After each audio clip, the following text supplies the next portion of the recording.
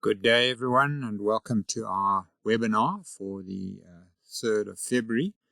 Of course, we didn't have a webinar, a confidential report in January, so it's been 2 months since we had our last report. Quite a bit has happened since then, of course, and there's plenty to talk about. I'm going to start in America, as I usually do. On your screen, you'll see the S&P 500 as it's progressed in the last 6 months or so since the COVID-19 V-bottom. Of course, the accession of Joe Biden as President of the United States, especially immediately after the insurrection at the Capitol, came as a big relief to markets. I think there was some expectation that there might be some violence or some interference with his inauguration, but there wasn't. The S&P 500 is up 18% from its low of 3,270. The low was, of course, that low in March there.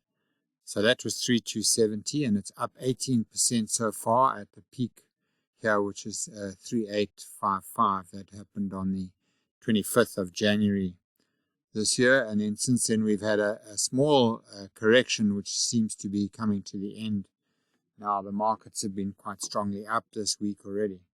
Obviously, the reason the market is running like this is because now the way is cleared for the stimulation package which Joe Biden has been talking about, $1,400 per person in America. Obviously, also the fact that the Democrats now control the Senate is also a useful thing and positive for markets. The vaccine rollout is taking place in America. They reckon that they've got about 8% of the population vaccinated already, and that obviously offers some hope in the battle against COVID-19. And you can see here the chart, and I've marked on this chart the various corrections. So you can see here's the first correction in June, the second correction in September. Note that the June correction was 7.1%, the September correction 9.6%. Then we had a correction in October of 7.5%, and that brought us to that low of 3,270. Sorry, I meant that low was here in October, not in March. And from that point there, we've had an 18% rise so far. And our expectation is that the market will continue to go up. Obviously, there will continue to be corrections. Nothing in the share market moves in a straight line, so you can always expect a correction. A correction is possibly overdue at this point, so don't be surprised if markets suddenly turn and start moving down. But the general trend, the underlying trend, is definitely upwards. This little mini correction, if we can call it that, was only about 3.7%, so not as big as the previous one.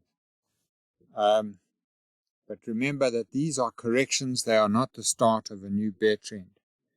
And hence, when they come along, you must treat them as buying opportunities.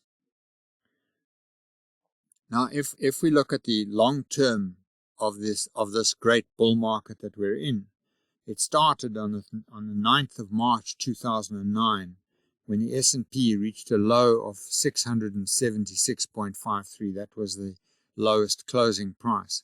Since then, the market has gone up, the S&P has gone up 470%, and we believe it will go much further than this.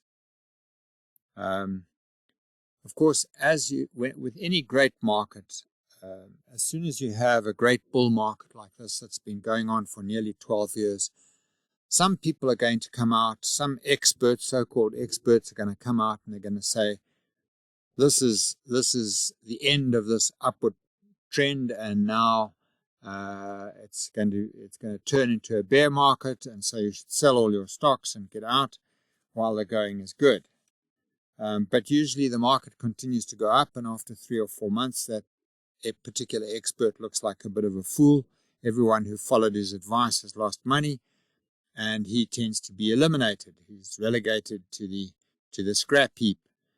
But then in 3 or 4 months' time, obviously you've got now a new high. He's been discarded, but there's now a new bear, somebody else who says, no, now this now is definitely the top of the market. And so you go on with these bears being eliminated one at a time. We call this process the elimination of the bears. And if you look at any great bull market, you'll see the process. Of course, these are experts who are looking for the glory of calling the top of the market, but they do get eliminated. The same thing happened in the 1920s during the great bull market of the 1920s. And those bears were eliminated until eventually we reached a point in the 1920s where there were no more bears. Nobody was prepared to stake their reputation on calling the top of the market. And of course, that process has still got quite some distance to go here in South Africa. If we look at the markets, you'll see that there's still a lot of bears around. I mean, I was just very casually looking through the market, and I see here, for example, Harry Dent, David Stockman, Jim Rogers, Jim Rickards, Peter Schiff, and many more who are saying that this year, 2021, will be the year when the market collapses. Obviously, they are also not the first bears in this market. We've also had George Soros, who's possibly the most famous. And in January 2016, he went heavily negative on the S&P 500. He short sold the S&P 500 quite heavily. And then a year later, in 2017, he doubled up on that downward bet. So he was buying puts, and anyone who buys puts is expecting the market to fall. And he's been made to look an idiot, but he is still pursuing the same policy. This year in January, he bought 17,000 more puts, which shows that he hasn't really learned his lesson. But the market is still continuously going up. It's still regularly making new highs. We expect another new record high within a few weeks from now. Okay, so the bears get eliminated. But that is not the only sign of a market which is in the final stages of a great bull. There are other things that you can look out for, aside from the elimination of the bears. But at this stage, there are plenty of bears around, so I don't see this as the top of the market yet. Share prices tend to lose contact with the underlying earnings of the companies that they represent. In other words, the share price, normally we use a thing called the price-earnings ratio or the multiple to see how many times the most recent after-tax earnings of the company can be divided into its share price. That's called the PE.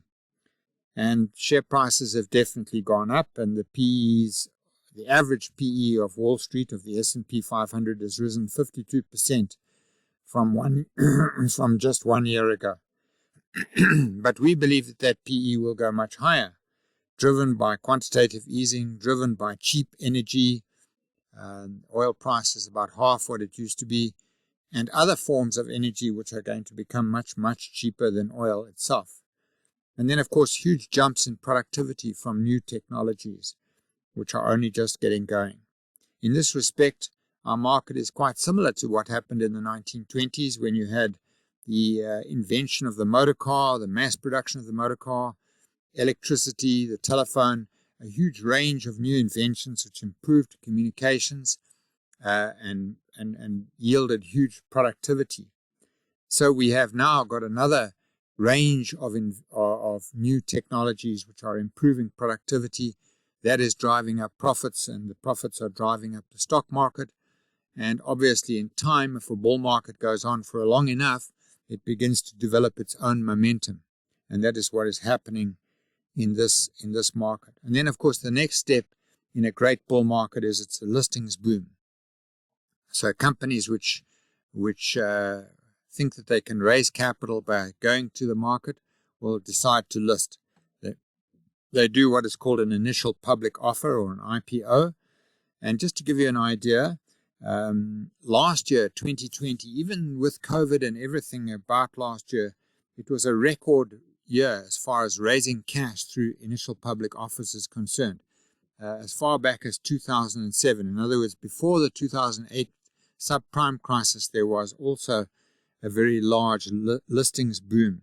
So that's something else to look for. Of course, that hasn't yet reached South Africa, but in America, there are a lot of new listings going on. Then as you get towards the top of the market, when things become really, really overheated, everyone gets involved in the market. The entire population of the country starts to speculate on shares. The famous bear, Jesse Livermore, was walking to Wall Street about 3 weeks before the 1929 crash, and he stopped to have his shoes polished by a shoe shine. And the shoe shine started, not realizing who he was, started to give him a whole lot of tips on what shares to buy and what was going up and what was going down. He walked into the market and he sold everything and went short, because he said when the shoe shine starts giving you tips, it's time to get out of the market. And that's a very good point. So this time around, in this great bull market, we haven't quite reached that stage, but there's no doubt that there's a huge involvement in the share market now, mainly online, where people are speculating online in derivatives, which the underlying instrument for which is the market or the market index. And this is becoming a widespread activity in South Africa. We haven't, in the world. We haven't yet got to the point where here in this country, the vendor on the side of the road starts to give you tips. But if he does, watch out. You're probably close to the top of the market.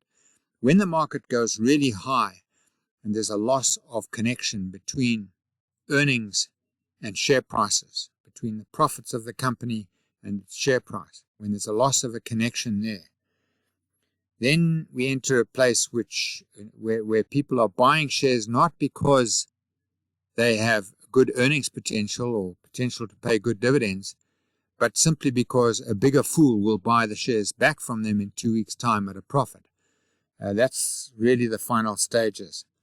And then you'll find that there'll come out some economists who will say new modern developments in economics have meant that recessions have been dealt with. We're no longer going to have recessions anymore, so the market will probably go up forever. And even some quite well-renowned experts will start saying things like that there will be no more recessions, there will be no more downward trends in the market. Obviously, when you see that, you must run for the hills. Okay, so I'm just giving you that as a bit of a background. We are now in the process of eliminating the bulls. As I said, there's still a lot of bulls around. But as the market goes higher, you'll find that those bulls will become less and less common. Those bears will become less and less common. And eventually there will be nobody who's willing to stake his reputation on the turning point in the market. But of course, eventually the market will turn. Ultimately, the piper must be paid and the debts must be settled. But that in our opinion, that is not coming for a few years yet. We have been consistently bullish for more than 10 years, and we remain so at the moment. Okay, let's turn our attention to South Africa and what's going on here at home. I've noticed quite a bit of political infighting in South Africa in the last couple of months, particularly the battle over Ace Magashula and the step-down battle, I call it. He's supposed to step down in terms of ANC policy that was set by the NEC, the National Executive Council. He's been arrested and charged, but he still hasn't stepped down, and Ramaphosa seems to be vacillating on this. Even the ANC's Integrity Committee says he must step down, but the ANC is doing what it usually does, which is to talk and postpone. So nothing has been decided there yet. In another development, which I think is very significant, Jacob Zuma has challenged the Constitutional Court in the Zondo Commission, and I think now the ANC have to decide whether they want to have anarchy or a constitution. But if they want to have a constitution, then Zuma must appear at the Zondo Commission, because that is what has been ruled by the Constitutional Court. The National Prosecuting Authority, of course, is being loaded with additional work, especially since the recent revelations in the Zondo Commission show an even deeper level of corruption than we had previously thought. I think that Ramaphosa is battling to retain the support of the public for the ANC, and Zuma's flat refusal to obey the Constitutional Court is a very serious matter and will be watched by overseas investors. So I see 2021 being a year the showdown, not just between the opposing factions within the ANC, but also possibly between the government and the unions, which I will talk about later. If we turn our attention to the economy, of course, a major factor has been the second wave of the virus, which started officially on the 9th of December last year, when we had 6,700 cases in a single day coming from all the major provinces, particularly Gauteng and Natal. That second wave seems to have passed its peak towards the end of January, and the restrictions are being relaxed. The third wave is anticipated in July, August. And we have had our first case of the British variant B117 of the virus, which is supposed to be more deadly than the other variations. Vaccines, of course, have started to arrive in South Africa, but we believe that the rollout process may be quite slow unless they get private enterprise involved, people like Dis-Chem, the mining industry, Clicks, people like that. All right, so that's on the second wave, which is obviously going to be a factor in this year's economy. I see that the government is talking about cutting the funding to SARS. This seems like a very foolish move. Obviously, SARS is a good investment. We should be increasing their budget, not reducing it. At the moment, the SARS budget is about 10.4 billion rand. It should be about 14 billion. There are 800 vacant posts in SARS, and now in the budget in October, it was proposed to cut their budget by 238 million. That doesn't make sense to me from any standpoint. Internationally, the norm is for the receiver's office to get about 1% of GDP. In South Africa, it is only getting 0.73, so we do have some upside room there. The Reserve Bank is continuing to purchase bonds. They have now bought about 41 billion rands worth of bonds. Not so much in recent days, but it says it will eventually sell them. If it does not sell them, of course, then these bond purchases become quantitative easing. And although the Reserve Bank strongly claims that it is not quantitative easing, if they don't sell those bonds back into the market in due course, then it definitely will be the creation of money, which adds to the money supply. As Peter Attard Maltalto, the economist, says, if it looks like a duck and quacks like a duck, it probably is a duck. So this is looking more and more like QE, but obviously they don't want to use that phrase. GDP growth in the third quarter was better than expected. The economy shrank by 7.9%, and it looks like the full year could be as low as 7%. Obviously, 2021 will be much better than 2020 was. The TERS payments have stopped, but we still have low interest rates, which we believe will persist throughout this year. The Black Friday and Christmas sales were a bit disappointing. BankServe's transactions index was down 4%. The return to level 3 lockdown and the third ban on alcohol were negatives. But we had a record trade surplus in the third quarter, mainly because of rising commodity prices and obviously low local consumer spending, which means that people were not importing expensive things. So we will have to export our way out of this recession, as we always do. In fact, South Africa's recessions, the recoveries are always export-led, usually export-led by the mining industry in this country. The construction sector has been benefiting from an increased level of government spending. Infrastructure projects, there are about 62 infrastructure projects. I noticed that PPC recently produced very strong results. The Afrimat construction index jumped to 115.9% in the third quarter compared to the 65.4% in the second quarter. I suppose that is to be expected, but it's good news for construction companies. The government won its appeal in the Labour Court appeals court. Unexpected that was, because I expected the unions to win that case. But anyway, it means that they don't have to do the final pay increase, and that saved them 38 billion rand at the Treasury.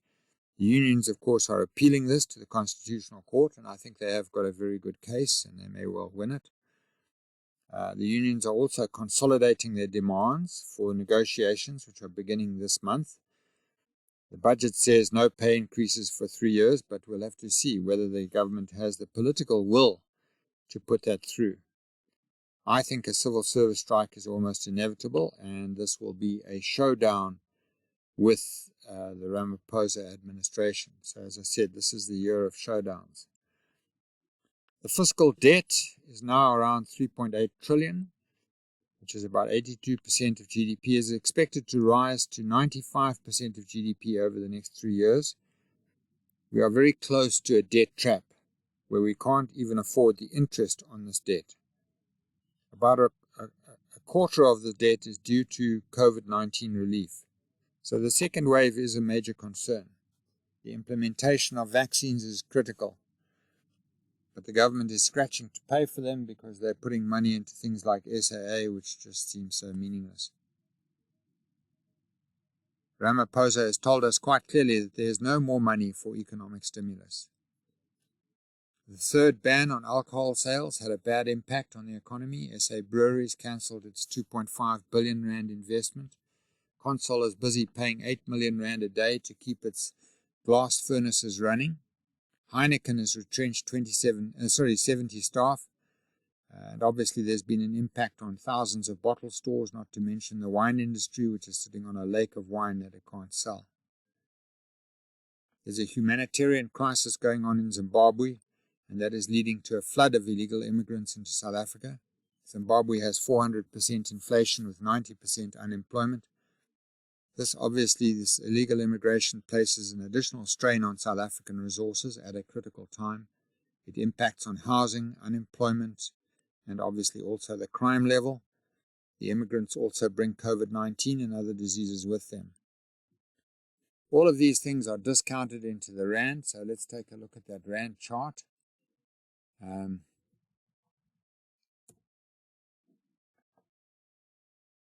The rand is like the benchmark. Just going to put a bit more data on the screen here.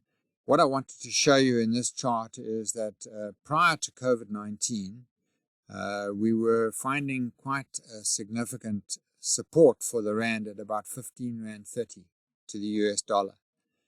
If we regard the COVID-19 spike as an aberration from a technical perspective, then we have gone back into that ascending triangle, as you can see that I've drawn on the screen. My opinion is that quite soon the rand will break down out of this, and I see that this morning the rand is trading below 15 again and looking strong. So I have for a long time said that the rand is underpriced on world markets, and I see now that JP Morgan has come out and said exactly the same thing, that the rand is undervalued against hard currencies.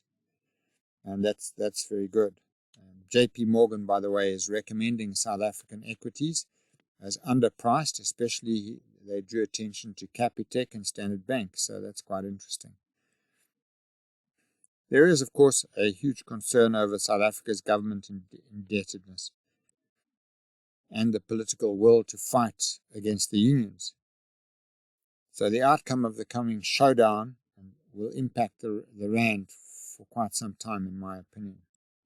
Of course, you should also remember that as the world moves from risk on to risk off, emerging market currencies will do well because emerging markets are offering high levels of interest on their government bonds against a very low inflation rate. So the real interest rates are good here. In South Africa, they're around 6%, and we are attracting funds from overseas because of that. And what I've noticed is that whenever the S&P 500 starts to strengthen, the rand starts to improve against the dollar. And that is obviously because of the move from risk on to risk off, which is taking place. All right, I'd like to just talk a little bit about state-owned enterprises. It's been decided that the Public Investment Corporation, the PIC, which controls the pension funds of government civil servants, is going to convert $100 billion rands worth of its power utility bonds into equity. Now, these power utility bonds are bonds which are held by Eskom, and they are interest-bearing. So the PIC is going to convert 100 billion rands worth of these bonds into equity. This cannot be an economically sound decision because Eskom is very unlikely to pay any dividends in the foreseeable future. For the last 2 years, they have made a 20 billion rand loss in each year. This year, we don't think will be any different. So the PIC will simply lose the interest that it was getting on these bonds. But it will obviously help Eskom. It will help Eskom enormously because it will cut their debt by 100 billion rand at a stroke. And that will mean that they don't obviously have to pay interest on that 100 billion rand. But from the PIC's point of view, this is not an arm's length commercial decision, clearly. The Road Accident Fund, becoming quite a serious problem in South Africa. We believe it will be the next area of government debt. Of course, the Road Accident Fund is a state-funded insurance operation where they pay for accidents that happen to third-party road accidents. The claims have risen to 330 billion this year, and they are expected to reach as much as 600 billion, which is more than Eskom, over the next 3 years. This is supposed to be covered by a levy on petrol and diesel sales, but that levy has been insufficient. So that's going to be something that the government's going to have to deal with once they've got Eskom back on track. The Land Bank has said that now that it needs 7 billion rand to stabilize its balance sheet. The Auditor General issued a disclaimed opinion for the Land Bank and alleged corruption and mismanagement. This is a big problem for farmers who need funds to bring in the maize crop this year. We should have a very good maize crop because we've had excellent rains, and we need that maize because it means that we don't have to import maize, rather we can export, which generates foreign currency. It's amazing that an operation like the Land Bank can end up in this position because obviously they are lending money against property. How can you end up losing money? How can you end up with bad debts if you're lending money with the security of property? So I don't quite understand, and the only conclusion is that there has been indeed corruption and mismanagement, as in many other areas of government civil service, and particularly with state-owned enterprises. The post office, there's another disaster area which is unfolding. The chief financial officer has resigned after just 3 months. This company is in a perilous state at the moment. It's been losing money for 13 years. It's expected to lose another 2 billion rand this year. And I really cannot see what South Africa needs with this operation. Why on earth do we have the post office? Nobody uses it anymore. It's really a signally useless operation that just absorbs money. Okay, let's turn our attention to the commodities area. I'd like to begin by looking at the oil price. Since the last confidential report, the oil price has gone up about $8 a barrel. As you can see here on the screen, I've marked the Biden win there. Just put more data on the screen, I think. There you can see there's the low at $18 a barrel. And then this is the period of uncertainty as we ran up to the US elections. Here's the Biden win. And of course, we've now got a new rising trend in the price of oil. This is because the world economy is expected to improve, and with it, the demand for oil. Obviously, there's a cap on oil because of the rapidly increasing number of electric vehicles in the world and the probability that solar power and other forms of renewable energy will take over from oil in due course. But for the meantime, this is very good for the oil price, and it's driving oil up, which is good for shares like Sasol, of course. Not so good for South Africa because it's inflationary, but the strength of the rand will probably compensate to some extent for the rising oil price. Many countries in the world have now set a date after which internal combustion engines will become illegal. So mostly around 2030. So the demand for oil will probably come down at some point. All right, let's just quickly look at the gold price. We'll start in US dollars. When you consider the gold price, you've got to think about the US dollar. I just drew this, I just put these trend lines onto this dollar price of gold, just to give you an idea of what's happening here. Gold, remember, is an alternative currency. It's an asset of last resort, so it's an asset that people buy when they get scared, like US Treasury bills. But the dollar has been falling for a long time. So the dollar was, in 1970, it bought you 300 Japanese yen. Now it buys you 104 Japanese yen. It's also down heavily against the euro and even the British pound. Can you believe that? But as the world goes back into risk on, gold, the appeal of gold becomes less, and the gold price will fall for that reason. It's been falling since August 2020. Investors are moving out of gold and T-bills and looking for real returns, as I mentioned earlier. So there's a broadening formation on the screen. A broadening formation implies increased uncertainty. That's what it implies. Platinum group metals, just a short note on that. They are used for the manufacture of auto catalysts, and with the recovering vehicle sales, platinum and platinum group metals have been going up, particularly rhodium and palladium, which are in short supply. Platinum itself has been in a surplus. Electric vehicles are clearly becoming a factor. The more electric vehicles we have, the less internal combustion engines we have, the less auto catalysts we're going to sell. There has been some substitution of platinum for the more expensive palladium and rhodium. And also there is fuel cell technology, which promises to be a big new source of demand for PGMs. Okay, and then the other thing I wanted to talk about is Bitcoin. Bitcoin has done a nice little jump, which I'm sure some of you who are Bitcoin fanatics have noticed. I just want to draw your attention to the fact that way back here in 2017, in December 2017, when Bitcoin made its first exponential spike, we wrote an article here and said this is overpriced, it can only go down. And about 10 days later, it started to go down. And as you can see, it dropped from this peak level around $18,000 per coin to a low over here of about $3,600. Now it's doing exactly the same thing. We've got an exponential chart which has seen the Bitcoin go up to $42,000 per coin. We think that if our advice to you is quite simply, if you've got them, sell them. If you haven't got them, don't buy them. Okay, and we are not alone in that position. There is no fundamental backing for this new currency in inverted commas. Okay, now I'd like to just turn our attention to the banks index.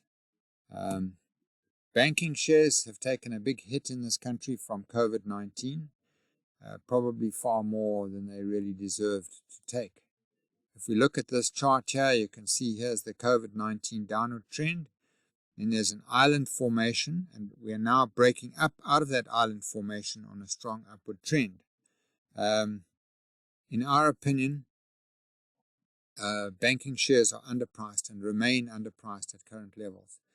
They're sitting on a dividend yield of 5.83, and traditionally and historically, when the banks are on a dividend yield of anything over 5%, they represent good value. So I'm saying that if you haven't got banking shares in your portfolio, you should get them while they're still cheap. You can believe the big institutions are piling into these banks at the moment. All right, another area which is underpriced is the property sector. And I'm going to put up the SAPY, the property index, on the screen now so that you can look at it. Put a bit more data on.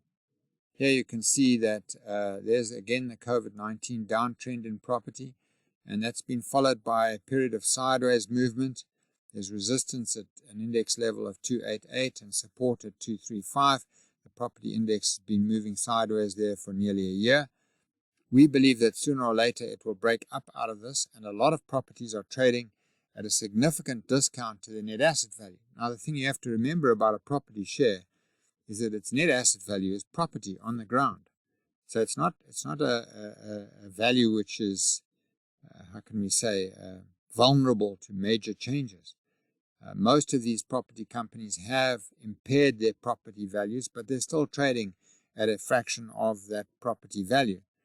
Redefine, for example, which is one of the biggest property companies in South Africa, is trading at less than half of the net asset values of the properties it owns, and that's after reducing those values quite significantly. So we don't think that the lows of November this year in the property index will be repeated, and we think that property shares are a place that you should be looking at. I'd like to take a few moments now just to tell you about something that we have here that we've developed at PDS.net.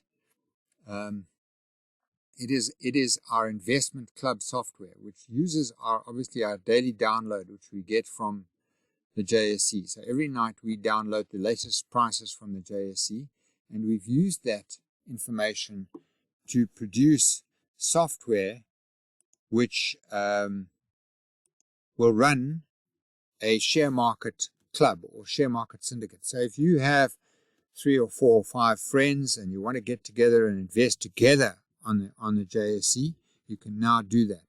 And people can invest a lump sum or monthly amounts. It doesn't really matter how much you invest or what quantities it comes in. The software will keep track of everything. What it does, it basically runs a miniature unit trust for you.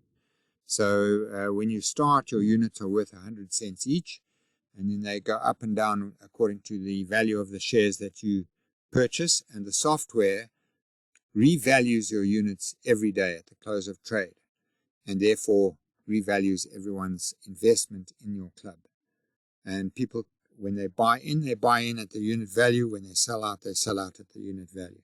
So it runs a miniature unit trust, and it's very nice if you've got a group of people who may be interested in joining you in an investment club. Companies do this. We've got a number of organizations that are now using this software very successfully. Here you can see our own, on the screen you can see the PDS.net investment club portfolio. You can see we've got Capitec, we've got Transcap, we've got Prosus, we've got Clicks, and we've got Afrimat. And we're up on 3 of them and down on 2 of them, just marginally down, mind you, probably just the dealing costs at this stage. And we've made some money. We've made over 10,000 Rand on this portfolio. And it's been very motivating for our staff, who are all involved, who are all contributing to this every month. And we're offering this service to you free of charge. There's no cost for running this, and we can give you help with setting it up and establishing it. So if you want to set up an investment club for yourself and a few friends or work colleagues, please contact PDS.net, and they will be happy to assist you. Okay, so that's the investment club. Just wanted to show you that. Let's return to the stock market. Woolies produced a trading update on the 25th of January. So that's a very recent trading update. Here you can see the COVID-19 downward trend, and here you can see Woolworths' recovery. In our opinion, Woolworths is very cheap at current levels. What was interesting is that it's still being driven by Woolworths Food. Woolworths Food sales in Southern Africa were up 12% in the 26 weeks to the end of December. David Jones sales in Australia were down, but Country Road sales were up very strongly. In their trading statement, they say they expect their headline earnings per share to be between 50% and 60% higher than they were in the previous period. If we put more data on the screen, let's go to 10 years. You can see here that if you draw a trend line on this chart, starting from the top up here and taking it down, you can see that we are very close to that trend line now, and we could easily have an upside break in the long-term trend on Woolies. So we are bullish on Woolies at the moment. Next share I want to look at is Mr. Price. You all know Mr. Price, a cheap retailer of clothing, and they are a very successful company. I just put a bit more data on the screen to show you what I want to show you. Here you can see the COVID-19 downtrend, and there's been, Mr. Price has obviously been in a downtrend for some time, but we think it's cheap, and as you can see here, it looks like it may be breaking up through this long-term downward trend line. So again, we are saying Mr. Price is a good buy. In their latest results for the 13 weeks to the 26th of December, they say their total sales were up 5.8%, and they had increased their market share by 2.3%. They acquired a company called Power Fashion, which has got 170 cash stores around the country, and the PE around 18 seems cheap to us. All right, so that's one you should look at. The last one I want to consider today is Clicks.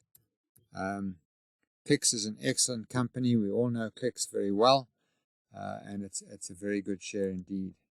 What I want to draw your attention to is this chart here. Here you can see the long-term chart, and I'm drawing your attention to the channel that Clicks has been operating in for the last 25 years. If I go down to the bottom of this channel, it's a long time ago, okay, 20 years ago. And you can see that the share has been going up very, very steadily throughout that period.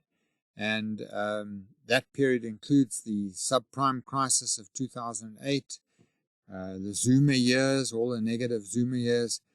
And in their latest figures for the 21 weeks to the 24th of January, they say their turnover is up 7.8%. What is particularly interesting is that their online sales are up 173% over the previous year. The share is falling at the moment. If we go to the 6 month chart here and just put some candles on here, you can see we're in a little bit of a downtrend, but in our view, this downtrend represents a buying opportunity to get into this very high quality share that has been going up so well for so long. Well, folks, that's about all I have for you today. I hope that you found something of interest in it, and I'll talk to you again on the first Wednesday of March, and I wish you luck until then.